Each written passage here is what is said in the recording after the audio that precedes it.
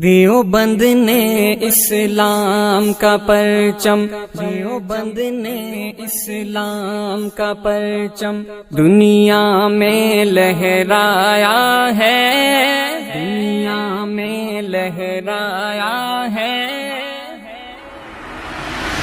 دیوبند نے اسلام کا پرچم دنیا میں لہرایا ہے۔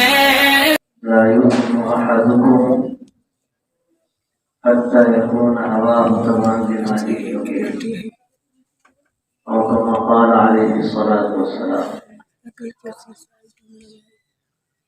میرے محترم بھائیوں، بزرگوں، دوستوں اور عزیز بچوں،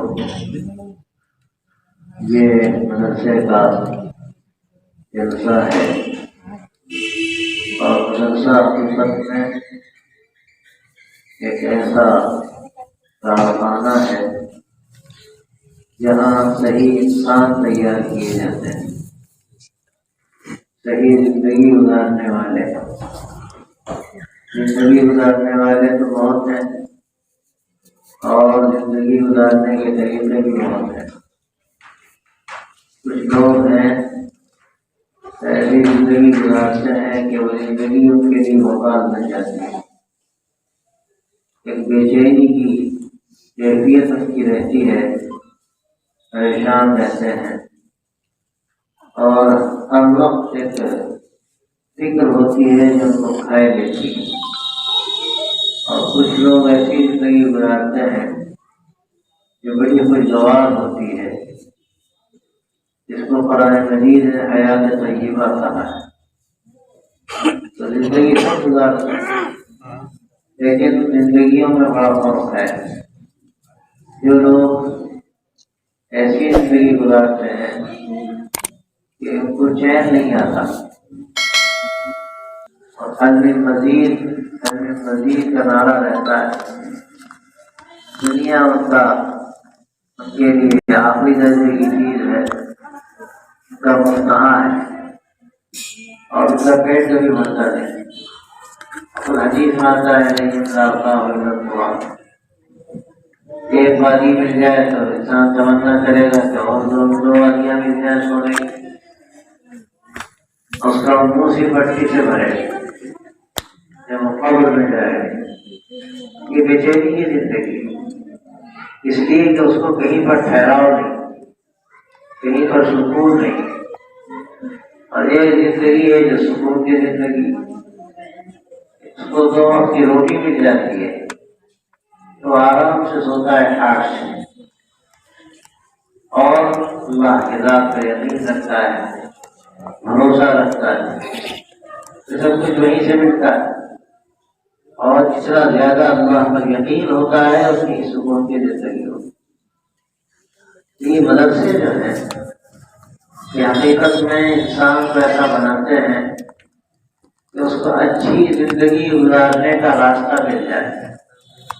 قرآن و حدیث میں ہمیں کیا سبق دیا ہے، سیرت طیبہ میں ہمیں کیا سکھایا ہے، صحیح زندگی گزارنے کا راستہ بتایا گیا اور اس کے لیے آپ صلی اللہ علیہ وسلم نے حضرات صحابہ رضی اللہ عنہ کی جماعت کو تیار فرمایا۔ ایسی تربیت آپ کی تھی کہ وہ حضرات اس قدر دین کے صحیح ترجمان اور مکمل حامل ہیں، ویسے دین کے ترجمان اور پر عمل کرنے والے پھر کبھی پیدا نہیں ہو سکتے۔ اللہ نے ان کو جو ایمان دیا تھا، جو یقین دیا تھا، اس ایمان اور یقین کے نتیجے میں اللہ نے ان کو جو پاکیزہ زندگی دی تھی اور ان کے اعمال کو اللہ نے قیمتی بنایا تھا، وہ تو کسی کو حاصل نہیں ہو سکتا۔ وہ صحبت کا شرف تھا، وہ صحبت کا شرف تو نہیں مل سکتا، لیکن ان کا جو طرز زندگی تھا وہ ایک نمونہ تھا، اور نمونہ حضور اکرم صلی اللہ علیہ وسلم سے اختیار کیا۔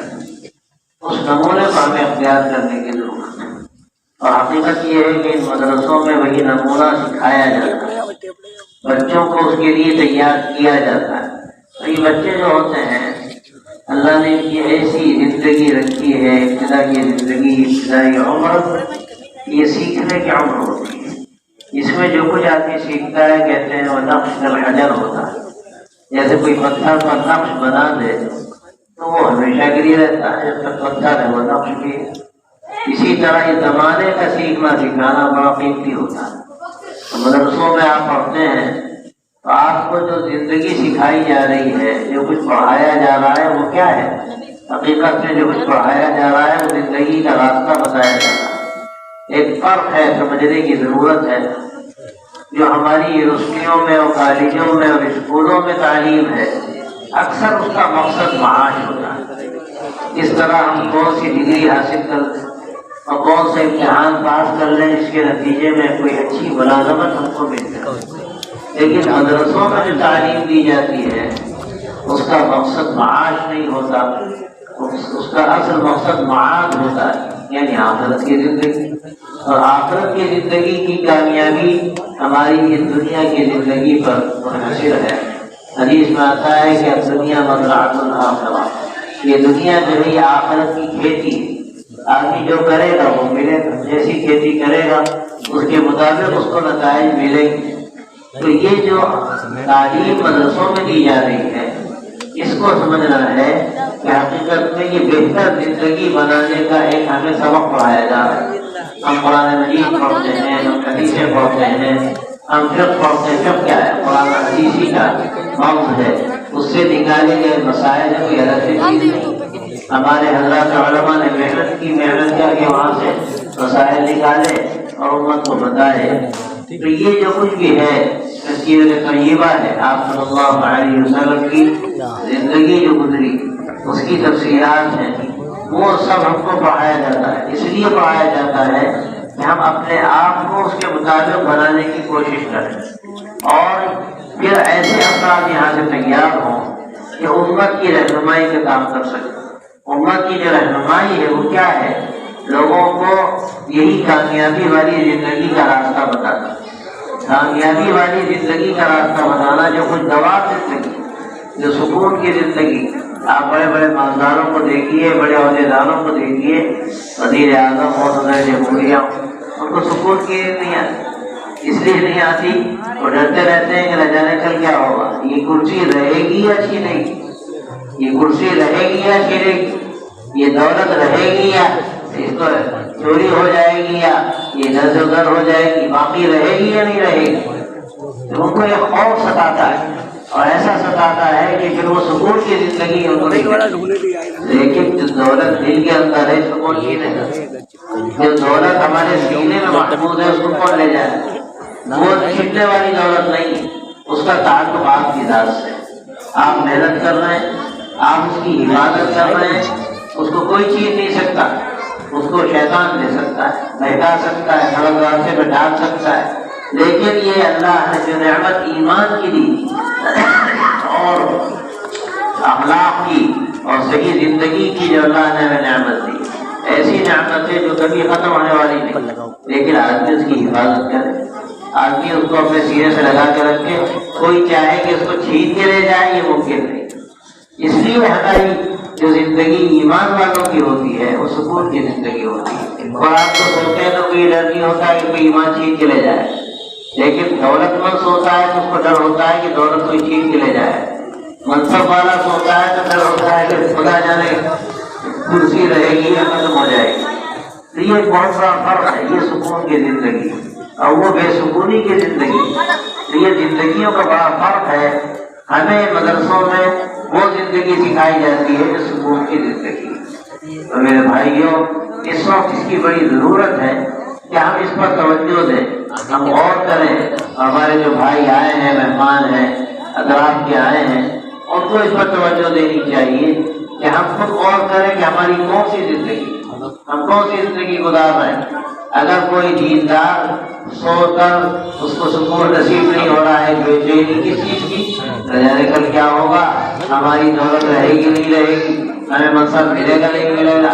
دیندار ہونے کے باوجود جو ظاہری دینداری ہے، اگر خدا نخواستہ یہ بات ذہن میں آئی تو یہ خطرے کی بات ہے. یہ خطرے کی بات، یہ علامت ہے کہ ہماری زندگی صحیح زندگی نہیں ہے، کوئی گوار زندگی نہیں ہے جس کو قرآن مجید نے حیات طیبہ کہا. یہ قرآن مجید میں آتا ہے اعوذ باللہ من الشیطان الرجیم من عمل صالحا من ذکر او انثى وهو مؤمن فلنحيينه حیاة طیبہ کہ جو بھی مرد ہو یا عورت ہو ایمان کی حالت میں اچھا کام کرے گا ہم اس کو حیات طیبہ نصیب کریں گے، خوشگوار زندگی نصیب کریں گے۔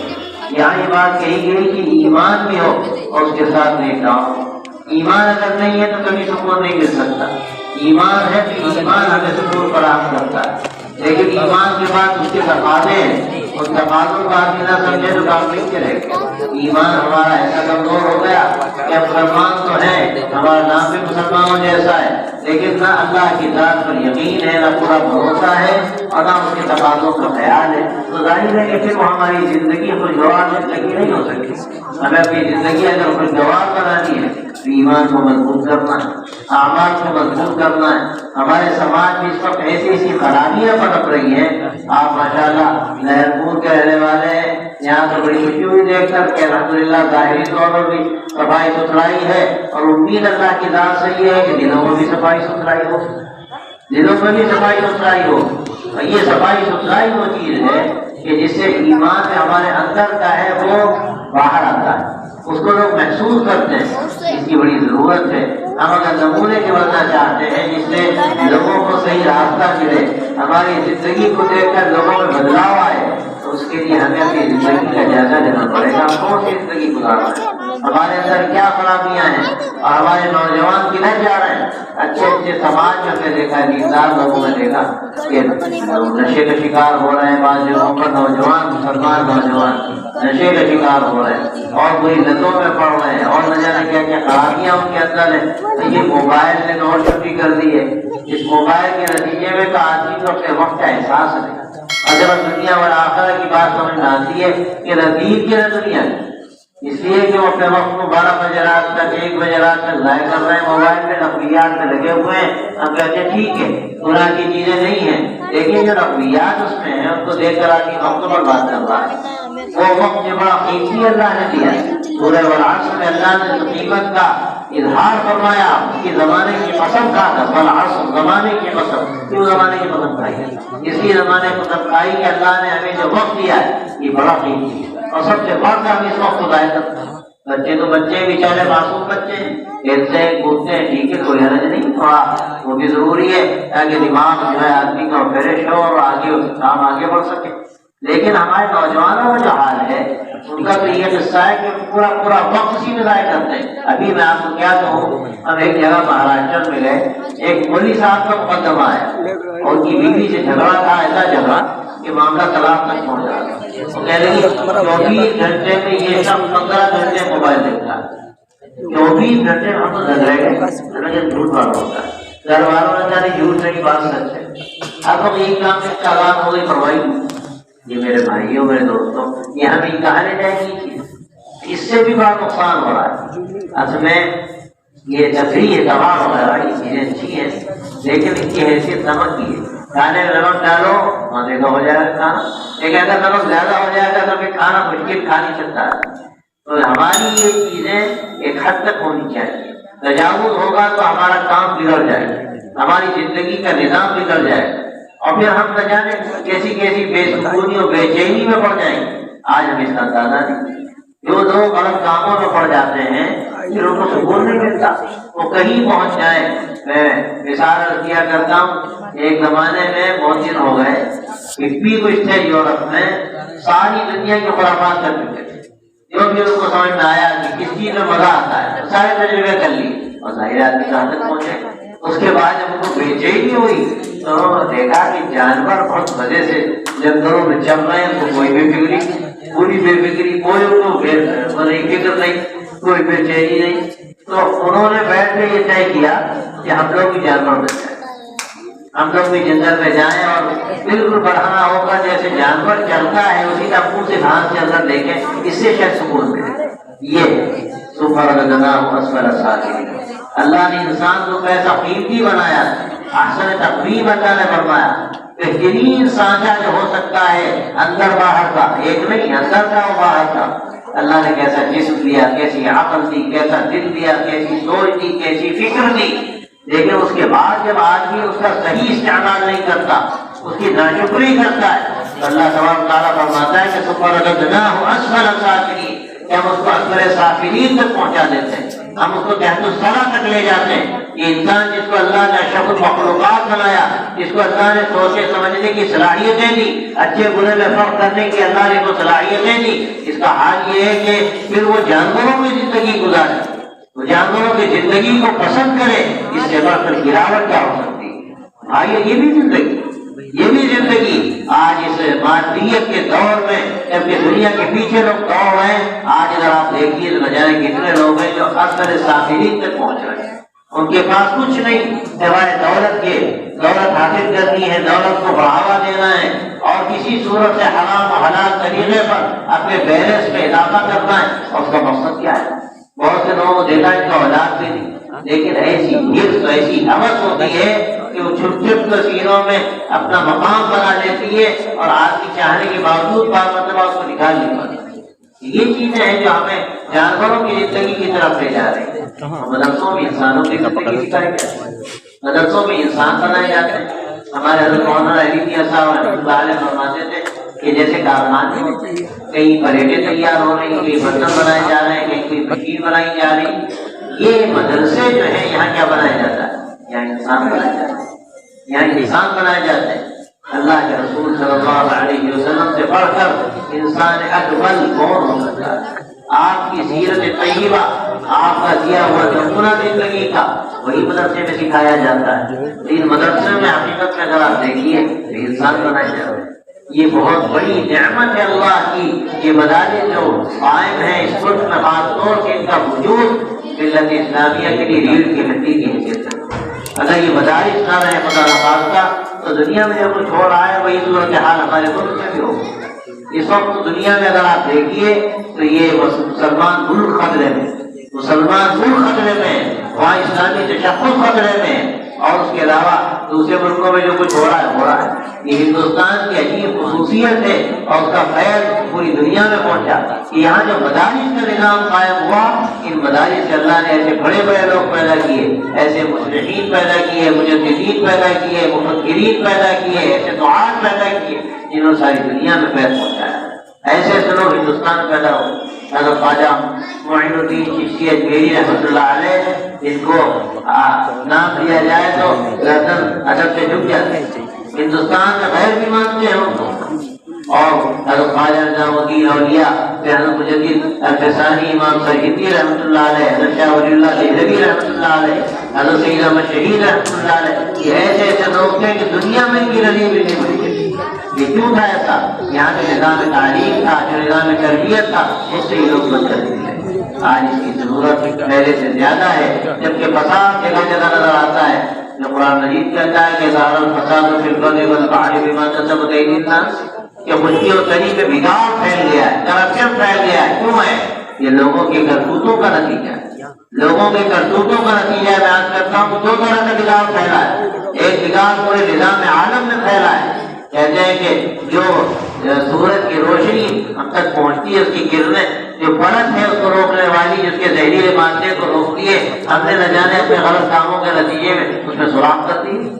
ہم نے سمندروں سے کھیل کیا، دریاؤں سے کھیل کیا، زمین کے اندر گھسنے کی کوشش کی، اس کے ایسے نتیجے میں ایسے ایسے بگاڑ پیدا ہوئے کہ دنیا خود پریشان۔ ایک یہ بگاڑ ہے جس کا تعلق نظام عالم سے، اور ایک بگاڑ ہوا ہے جس کا تعلق ہماری زندگی سے، ہماری بدعمالیاں ہیں، جن بدعمالیوں کے نتیجے میں اللہ کی طرف سے فیصلے ہوتے ہیں، اور حدیثوں میں کی تفصیلات بھی ہیں کہ آدمی یہ کرے گا تو ایسا ہوگا، یہ کرے گا تو ایسا ہوگا۔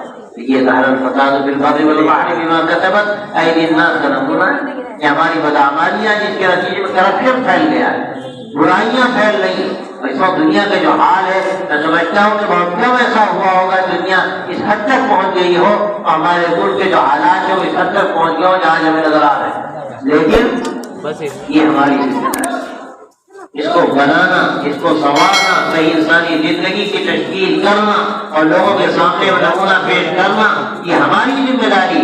اور ایک بات میں آپ سے صاف کہتا ہوں، اللہ تبارک و تعالیٰ نے مسلمانوں کو کبھی بھی مایوسی کے لیے پیدا نہیں، اللہ نے ان کے اندر جو قوت عمل رکھی، جو اللہ کی ذات پر یقین رکھا ہے، وہ یقین ایسا ہے کہ سخت سے سخت حالات میں اللہ نے ان کو کھڑا کیا، اور ان کی قوت عمل اور ایمان اور یقین کے نتیجے میں اللہ نے روح بدل دیا، جو دھارا تھا وہ دھارا بدل دیا، اور ایک نئی زندگی سامنے آ گئی۔ تو مایوس ہونے کی بات نہیں کہ اب کیا ہوگا، اور حالات جو ہوتا ہے اللہ کے کرنے سے ہوتا ہے۔ میں آپ سے صاف کہتا ہوں کہ جو کچھ بھی آپ کو نظر آ رہا ہے کہ فلاں نے ایسا کیا اور فلاں نے ایسا کیا اور اب کیسے ہوگا، جو کرنے والا کر رہا ہے، اور جو بھی شخص مسلط ہے یہاں ہو یا جہاں بھی ہو، سب اللہ کے کرنے سے ہوا ہے، اور اللہ کوئی کام ایسے ہی نہیں کرتا۔ قرآن مجید میں کئی جگہ یہ بات کہی گئی کہ جو کچھ ہو رہا ہے وہ تمہارے ہاتھوں کے کرتوت ہیں، وہ تمہارے جو تم برائیاں کر رہے ہو اس کا نتیجہ ہے۔ ہمیں اگر اپنی ترتیب کو صحیح کر لیں گے تو دنیا اللہ تبارک و تعالیٰ دنیا میں جو نظام ہے اس کو درست فرما دے گا، ہر طرح کے حالات کو اللہ تبارک و تعالیٰ بدل دے گا۔ تو سب ہمارے اختیار میں۔ کوئی اگر یہ سمجھتا ہے ہم کیا کر سکتے ہیں، اس کی بہت بڑی بھول ہے، بہت بڑی بھول ہے۔ ہم سب کر سکتے ہیں لیکن ہم کرنا نہیں چاہتے۔ ہم اپنی زندگی میں مست ہیں، غفلت کے ساتھ اپنی زندگی میں پڑے ہوئے، ہم کو ذرا بھی خیال نہیں ہوتا کہ ہماری ان برائیوں کے نتیجے میں دنیا پر کیا اثرات مرتب ہو رہے ہیں اور انسانیت کو کیا نقصان ہو رہا ہے۔ حضرت معلم نے صاحب کتاب لکھی ماذا خسر العالم بانحطاط المسلمین، مسلمانوں کے زوال سے دنیا کو کیا نقصان ہوا۔ لوگ سمجھتے تھے کہ مسلمانوں کے زوال سے دنیا کو کیا نقصان ہوگا۔ حضرت مولانا نے ثابت کیا کہ مسلمانوں کے پاس جو نظام زندگی تھا، جو اخلاقی زندگی تھی، جب مسلمانوں نے اس کو چھوڑا تو اس کا اثر دنیا پر کیا ہوا۔ ہم جو کچھ کر رہے ہیں وہ ہمیں جو نقصان ہو رہا ہے۔ میں آپ سے صاف کہتا ہوں اس کا نقصان ساری دنیا کو ہو رہا ہے، اس کا نقصان ساری انسانیت کو ہو رہا ہے، اور ہم اس کے اس وبال کے ذمہ دار ہیں۔ جو کچھ برائیاں ہو رہی ہمارے سبب سے ہو رہی، ہماری برائیوں کی وجہ سے وہ سارا نظام متاثر ہے۔ تو سب سے بڑی ضرورت اس کی ہے کہ ہم اپنی زندگی کو درست کریں۔ زندگیاں میں نے عرض کیا بہت ساری ہیں، لیکن ہم اگر اپنی زندگی کو درست کریں گے، اس کا رخ صحیح ہوگا، تو نہ جانے اس کے کیا کیا نتائج سامنے آئیں گے۔ اور جو اس وقت ہمارے سامنے بگاڑ ہے، اور بگاڑ کس طرح سے اللہ تبارک و تعالیٰ دور کرے گا۔ اس لیے بھائیوں ان مدرسوں کی بھی ہمیں قدر کرنی چاہیے۔ یہاں انسان پیدا کیے جاتے ہیں، یہاں صحیح زندگی کا رخ دیا جاتا ہے، یہاں لوگوں کو بتایا جاتا ہے کہ اس طرح ہم کو جینا ہے۔ اور یہ نمونہ جب اپنی عملی زندگی میں ہم پیدا کر کے میدان عمل میں آتے ہیں تو ہماری ایسے جواب کی ہوتی ہے، ایسا جواب جو جہاں پر بھی آپ رکھ لیجیے روشنی بکھیرے گا، لیکن قربانی نہیں پڑتی۔ جواب روشنی بکھیرتا ہے تو اپنا تیز جلاتا ہے، موم بتی جب جلتی ہے روشنی بکھیرتی ہے تو اس کی موم پگھلتی ہے۔ یہ اللہ کے بندے، اللہ والے قربانی کے ساتھ کام کرتے ہیں، ان کی ذات شمع کی طرح ہوتی ہے، روشنی بکھیرتی ہے، لیکن وہ قربانی دیتے ہیں۔ اور یہ قربانی سے امت چلی، ان قربانیوں سے امت چلی۔ سب سے بڑھ کر صحابہ قربانی دینے والے، سب کچھ چھوڑ دیا مکہ مکرمہ طیبہ چلے گئے، سارا گھر بار چھوڑ دیا، اور کیسی کیسی ان کو اذیتیں اٹھانی پڑی۔ ان کی قربانیوں کا نتیجہ تھا کہ وہ دین چلا، اور ایسا چلا کہ 100 سال میں ساری دنیا میں پہنچا، یورپ کے دروازوں تک پہنچا۔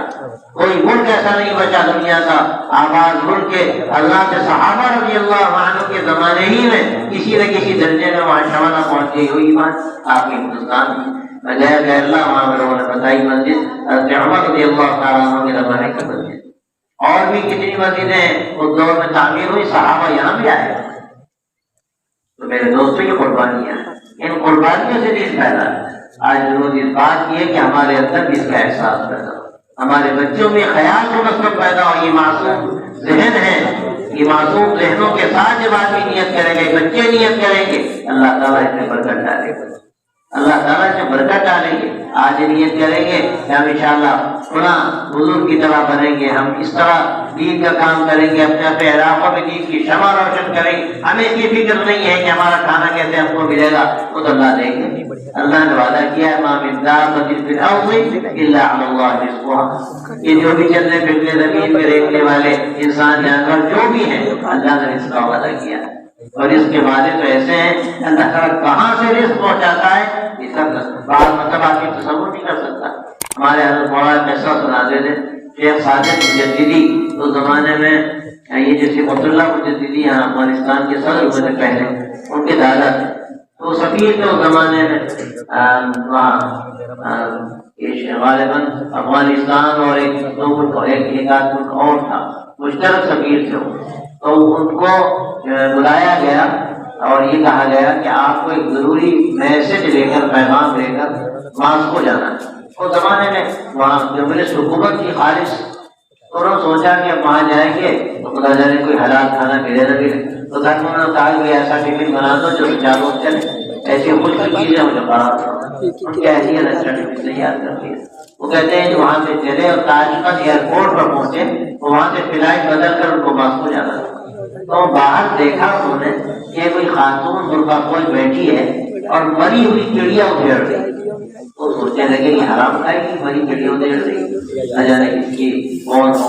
وہ گئے اور جا کر انہوں نے کہا کہ بھائی تو تمہارے لیے جائز نہیں. تو سے کہا کہ ہمارے لیے جائز، ہم بھوک کی اظہار میں ہیں کہ اب اس کے بعد کوئی چارہ نہیں. انہوں نے سوچا کہ ہم پہلے احتیاط کے لیے پورا ٹفن لے کے جا رہے ہیں، اور ان کی غیرت نے گوارا نہیں کیا. پورا ٹفن اٹھایا جا کر اس خاتون کو دے آئے کہ بیوی تم لو اس کو کھاؤ، یہ بڑی ہوئی چڑیا مت کھاؤ. ابھی آپ دیکھیے واپس آئے تو اعلان ہو رہا تھا کہ شیخ صادق مجددی جہاں وہ آ جائے ذرا ملاقات کر لیں. اس زمانے موبائل وغیرہ ہوتے ہیں. اب وہ جب گئے تو معلوم ہوا کہ دوبارہ فون آیا ہے کابل سے کہ آپ کو ماسکو جانے کی ضرورت نہیں، کام ہو گیا. آپ غور کیجیے کہ اللہ نے اس بیوی کی خاطر ان کو ٹفن لے کر بھیجا جس کو دے کر آئے. یہی تو ہوا. اللہ کتنا رزق کو چاہتا ہے. اور نہ جانے کی بزرگ کی اولاد میں ہو. یہ علاقے جو ہیں افغانستان کے، ایران کے بڑے بڑے مشائخ علماء جو ہمارے لیے برکتاج ہیں، وہ ایسے ایسے لوگ وہاں پیدا ہو. اللہ رزق پہنچاتا ہے، اللہ سب کو دیتا ہے. ہمارے حضرات کہتے تھے دین کا علم حاصل کر کے تم میدان میں آؤ، میں ضمانت دیتا ہوں کہ اللہ تعالیٰ تمہیں بھوکا نہیں رکھے، اللہ تمہارا انتظام کرے. لیکن ہم اگر دنیا کی ہرس میں پڑے پھر مشکل ہے. یہ تو ایسا میدان ہے کہ آپ چلے جاؤ، جب چلے جاؤ اس کے بعد تو گڑھا ہے، اس کے آگے کچھ نہیں. آدمی کی کاپو کبھی نہیں بھرتا، اس کا پیٹ کبھی نہیں بھرتا. زیادہ سے زیادہ بکتا چلا جائے، اتنا ہو جائے پھر اتنا ہو جائے پھر اتنا ہو جائے. لیکن یہ قربانی کا راستہ ہے. یہ مدرسوں میں جب تک یہ مزاج نہیں بنے گا ہم کام نہیں کر سکتے. تو میرے بھائیوں، ہمیں اپنی زندگی کو بہتر بنانے کی ضرورت ہے، نمونے کی زندگی اختیار کرنے کی ضرورت ہے. اور وہ ایسی زندگی ہو کہ ہم جہاں بھی جائیں ہماری زندگی سے لوگوں کی زندگیوں پر اثر پڑے.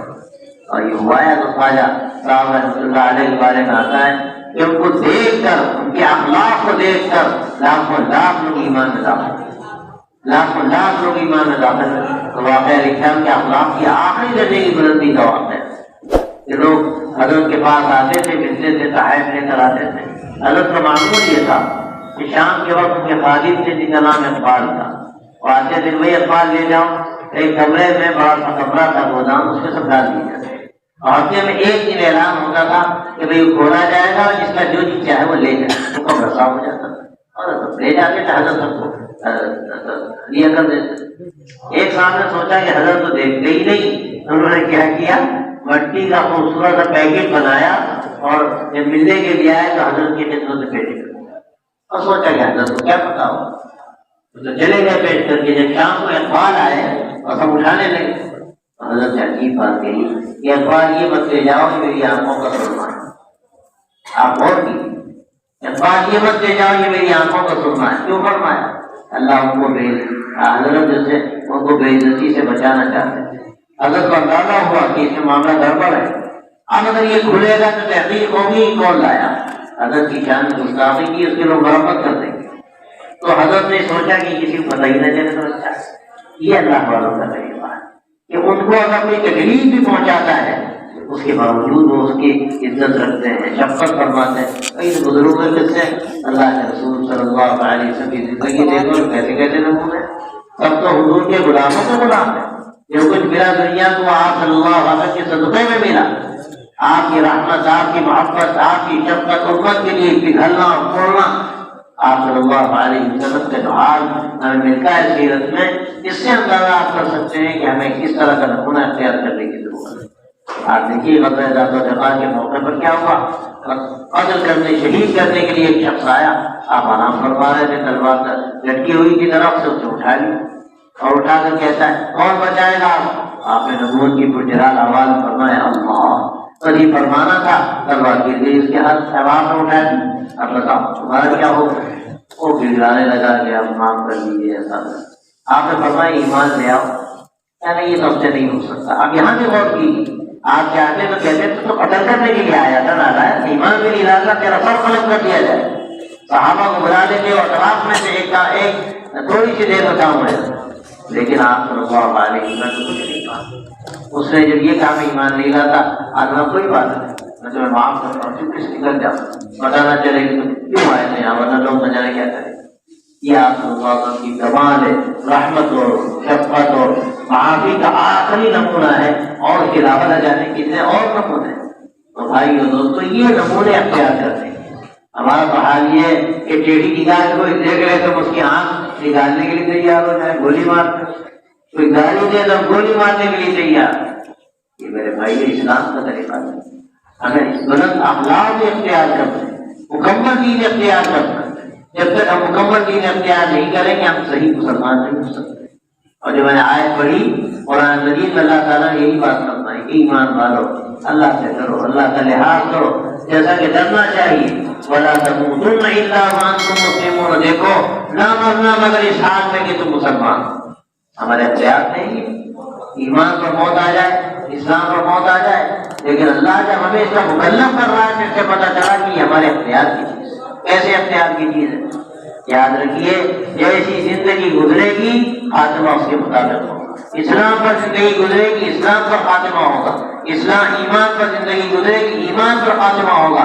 اور خدا نخواستہ اگر ہماری زندگی غیروں کے راستے پر گزری، اس کو فجور میں گزری تو خاتمہ کس پر ہوگا؟ ایسا ہوا ہے کہ لوگ گالیوں کے عادی تھے، خاتمے کے وقت مرتے وقت ان کے زبان سے کلمہ نہیں نکلا، گالیاں نہیں۔ جیسی زندگی ہوگی ویسی خاتمہ ہوگا۔ تو بھائی اچھی زندگی اختیار کرنے کی ہمیں کوشش تم الا وانتم مسلمون۔ اس کے لیے آپس کے جھگڑے، لڑائیاں اور گالی گلوچ یہ سب چیزیں ہیں، ان چیزوں نے ہمیں داغدار کیا، مسلمانوں کو داغدار کیا، بلکہ اسلام کو داغدار کیا۔ ہمیں زندگی کو بدلنے کی ضرورت ہے، نمونے کی زندگی اختیار کرنے کی ضرورت ہے، اپنے اخلاق کو بلند کرنے کی ضرورت ہے۔ تو اسلام کو پورا ایک سانچہ ہے، عقائد ہیں، عبادات ہیں، معاملات ہیں، معاشرت ہے، آپس کے روابط ہیں، تعلقات ہیں، یہ ساری چیزیں ہیں جس کے نمونے ہمارے سامنے ہیں۔ اللہ کے رسول صلی اللہ علیہ وسلم کی مبارک زندگی ہمارے سامنے، ہمیں اس مبارک زندگی کو نمونہ بنا کر اپنی زندگی کو بہتر بنانا ہے۔ اور مدرسوں میں یہی زندگی سکھائی جائے، ہم جانیں یا نہ جانیں، یا دوسرے حضرات جانیں یا نہ جانیں، ہم اپنی ذمہ داری کو سمجھیں یا نہ سمجھیں، لیکن سچی بات یہ کہ مدرسے اسی لیے کہ ہم صحیح مسلمان یہاں پیدا کریں، اسلام کے ترجمان اللہ کے بندے یہاں سے تیار کریں، ایسے علماء تیار ہو جو حقیقت میں علماء ربانیین کہلانے کے مستحق، جن کے ذریعے سے اللہ نے عالم دین کو پھیلایا اور ان کی اخلاق کی بلندی نے نہ جانے کہاں سے کہاں تک لوگوں کو پہنچایا۔ اس کی تو بڑی ضرورت ہے، اس کے لیے انشاءاللہ فکر کرنی ہے اور محنت کرنی ہے۔ اور ظاہر ہے ہم جب یہ سب کریں گے تو اپنے جذبات کو بھی قابو کرنا پڑے اور اپنی خواہشات کو بھی قابو کرنا پڑے گا۔ کچھ حدیث میں نے عرض کیا آپ کے سامنے، لا يؤمن احدكم حتى يكون هواه تبعا لما جئت به، کہ تم میں سے کوئی بھی اس وقت ایمان والا نہیں ہو سکتا جب تک کہ وہ اپنی خواہشات کو اس چیز کے تابع نہ کر لے جس کو میں لے کر آیا۔ آپ فرماتے ہیں، اللہ کے نبی صلی اللہ علیہ وسلم فرماتے ہیں کہ جو شریعت میں لے کر آیا، جو نظام زندگی میں لے کر آیا، اس پر عمل کرنے میں نجات ہے، اور یہی ایمان ہے۔ اور اگر ہمیں اس کے لیے اپنی خواہشات کو کچلنا پڑے، دبانا پڑے، تو ایمان کا تقاضا ہے، یہ ایمان کا تقاضا ہے۔ اگر خدا نخواستہ اس تقاضے کو ہم نہیں سمجھتے، ہمارے گھر کا تقاضا، وراثت کی تقسیم کا مسئلہ آیا تو ہمارے گھر کا تقاضا، پھر بھائی یہ بات نہیں بنی۔ دکان کی تقسیم کا مسئلہ آیا تو بس اپنے اندر کا تقاضا ہمیں زیادہ ملنا چاہیے۔ بھائی یہ وراثت کا سارا مال لے ہوا، نہ چھوٹے بھائیوں کو دے رہا، نہ بہن کو ہم دے رہا۔ اللہ دے چکا اس کے بعد نہیں دے رہا تو ڈاکہ ڈالتا ہے، وہ چوری کر رہا ہے، اس کو اپنی چوری کا احساس نہیں، اپنے ڈاکو ہونے کا احساس ہے۔ وراثت کی تقسیم شریعت کے مطابق کی جائے۔ نکاح کے فضول خرچیاں جو آج ہم کر رہے ہیں اس نے ہمارے چہرے کو داغدار کیا ہے۔ ایسے ایسے نکاح میں تماشے ہو رہے ہیں کہ میرے بھائیوں میرے دوستوں کہاں کی وہ اسلامی نکاح ہے، کہاں سے کون سی اسلامی شادی ہے؟ اللہ کے رسول صلی اللہ علیہ وسلم کیسی سادگی اختیار ہے، ایسے ولیمے فرمایا صحابہ سے بھی اپنا کھانا لے کر آ جانا، ہمارا ولیمہ ہو گیا ولیمہ، یہاں تو لون لیا جا رہا ہے ولیمے کے لیے، سنت بتا کر ولیمے کے لیے لون لیا جا رہا ہے، سودی قرض لیا جا رہا ہے، جو کہ سراسر حرام ہے، اور ایسا کرنے والا ملعون کہا گیا ہے۔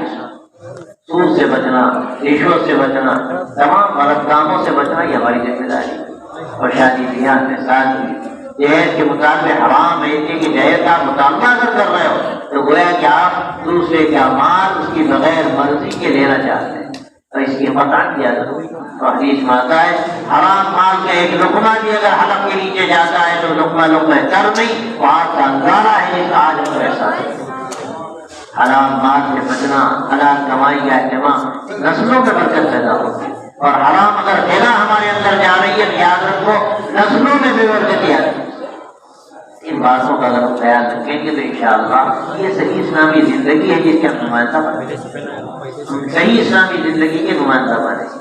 اس وقت سب سے بڑی ضرورت اسی کی ہے، دنیا آپ کی منتظر ہے کہ دنیا اس وقت جس طرح انتشار کا شکار، پوری دنیا انتشار کا شکار، اور دنیا کی نگاہیں کسی ایسے سماج کی طرف ہیں جو سماج اس انسانیت کی ضرورت ہے اور ساری دنیا کی ضرورت ہے، اور سماج تو صرف آپ کے پاس ہے جو کتابوں کے اوراق میں ہماری الماریوں میں بند ہے، کاش جو ہماری زندگیوں کا ہے۔ ہماری زندگی میں اگر وہ آ جائے تو ایک روز روشن کی طرح وہ کھلے گا، اور اس کی روشنی سے سارا عالم انشاءاللہ اس کی ضرورت ہے۔ اور پھر میں آپ کرتا ہوں اسی زندگی کو بنانے کے لیے مدد، اس کی محنت ہم سب کو کرنی ہے، منتظمین کو کرنی ہے، اساتذہ کو کرنی ہے، طلبا کو کرنی ہے۔ طلبا نہیں جائیں گے تو کیسے کوئی ان کو بنا سکے گا؟ بھائی جیسے کسی کارخانے میں برتن بنائے جاتے ہیں، میں ایک جگہ دیکھا میں خوبصورت برتن مانو مٹی کے، باہر نکلے تو دیکھا مٹی کر کے، مانو اسی سے برتن بنتے ہیں، کالی کالی مٹی۔ انہوں نے کہا ماشاء اللہ بہت معمولی مٹی کالی سی، اسے کہتے خوبصورت برتن بن۔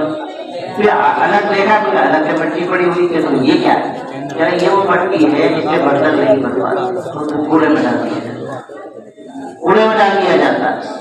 میں عرض کرتا ہوں کہ آپ کو جس کارخانے میں ڈالا جا رہا ہے، خدا نہ خواستہ اگر آپ اس کے لیے تیار نہیں، آپ جو باتیں کہی جاتی ہیں عمل نہیں کرتے، کیا اس کی ہے، کیا اس کی کیا نتیجہ ہوگا؟ جیسے مٹی کوڑے دان میں ڈال دی گئی، اللہ کو معاف کرے، سماج میں ہماری وہی حیثیت ہے جیسے کسی کو کوڑے دان میں ڈال دی، اس کے لیے ہمیں بھی فکر کرنی پڑے، ہمارے بچوں کو بھی سوچنا پڑے، ہمیں پیار کو تیار۔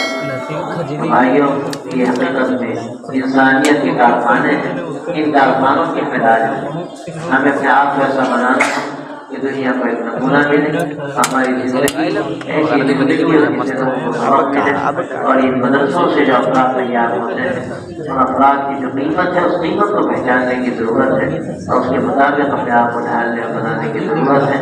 مبارکباد دیتے ہیں آپ سب کو، آپ بھی خدمت پر آئے۔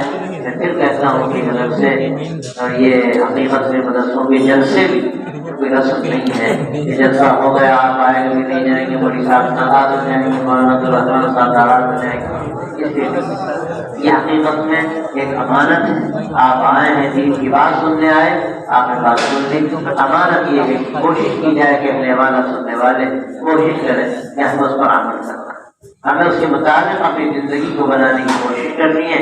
انشاءاللہ اس جذبے کے ساتھ ہم یہاں سے جائیں گے، اور یہ باتیں ہم اپنے گھروں میں بھی چلائیں گے۔ میں بھی عرض کر رہا تھا حضرات علماء سے، ہم طے کریں ایک مسجد کو مرکز بنا کر محلے کو چھوڑیں، پورے محلے کو اس مسجد سے جوڑے، کوئی چھوٹا بڑا نوجوان بوڑھا نہ رہ جائے اس مسجد میں، بلکہ ترتیب کے اعتبار، دنیا اور دین کی ترتیب کے اعتبار پورا محلہ ایسا جڑ جائے کہ اللہ تبارک و تعالیٰ اس مسجد کے ذریعے سے ایک نیا سماج اور بڑی ہوئی ہے تو فکروں کے ساتھ ہوگا، آپ فکر کریں گے انشاءاللہ کام آسان ہوگا۔